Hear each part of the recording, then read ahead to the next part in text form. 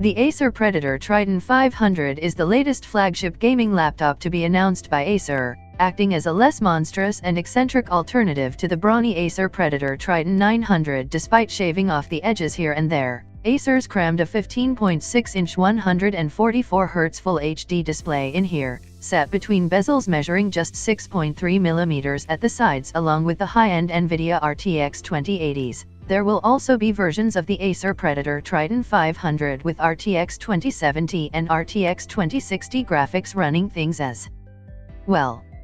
Whichever version you pick, you can be sure that you'll be able to enjoy the benefits of shiny happy ray tracing at high frame rates, as and when game devs issue RT and DLSS updates.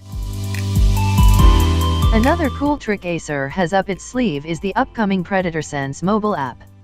While this wasn't available to show off at CES, the idea is that you'll be able to control things like overclocking, fan speeds, lighting, and sound modes from your phone, instead of having to pause a game, open up the desktop app and tweak away. You should, in theory, be able to do all of this on the fly from a second screen. The Android version is due to land sometime in Q1 this year, with the iOS version landing at some point in Q2.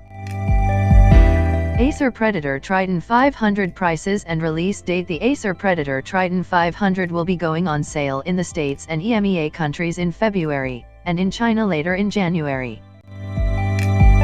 Acer hasn't UK released prices for any of the versions of the Predator Triton 500 yet, but it's said that US, EMEA, and Chinese prices will start at $1,799, €1,999, and 16,999 yen respectively on average. These prices work out at roughly £1,700 on average, based on current exchange rates that Acer's not yet detailed full specs, so we don't know, for example, what the basic RAM configuration is. You'll be able to get up to 32 GB of DDR4 memory with a Predator Triton 500.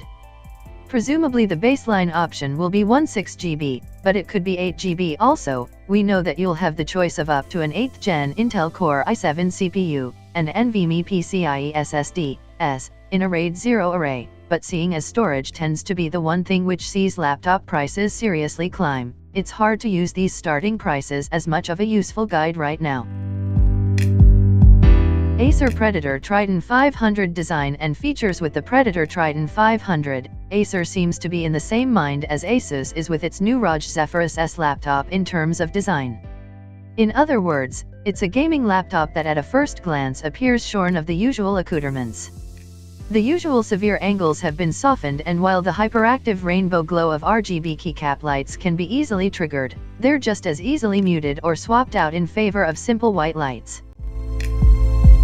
Other words, this is laptop gaming smartened up. You could take the Predator Triton 500 into a meeting and not feel acutely embarrassed, take it home and whack AuraSync lighting back on and game away. The 15.6-inch display combined with the high max refresh rate of 144 Hz coupled with the 20 series cards and NVIDIA G-Sync support, which will synchronize refresh rates with the frame rate when gaming, means that the battery should be fairly big. Acer is promising battery life of up to 8 hours, which, if they can pull this off, would be a real feat, as gaming laptops are usually lacking in this department. Quite how they've been able to cram such a hefty cell into such a lightweight body is a mystery. In terms of weight, it's a relatively spry 2.1 kilograms. Acer's own Predator Helios 500 for example weighs a hefty 4 kilograms. While you'll want to be plugged into the mains when you're actually gaming, it'd be great to know that you'll get more than 3 to 4 hours of unplugged power for when you're using the Predator Triton 500 for other things. Acer Predator Triton 500 first impressions. If Acer can cram in high-performing components into such a light package and keep to that 8 hours of power promise, then the Predator Triton 500 really will be something special. The model I saw unfortunately couldn't be turned on, as it was a very early version without final software, so I'm unable to say how decent the display looks and whether it's able to render games like Battlefield V at an acceptable level with ray tracing lighting and particle effects turned on. I'm a little dubious about not knowing how much the various iterations will cost in general and the lack of UK pricing in particular, but if you were already in the market for a high-end gaming laptop, you know that you'd be having to dig deep.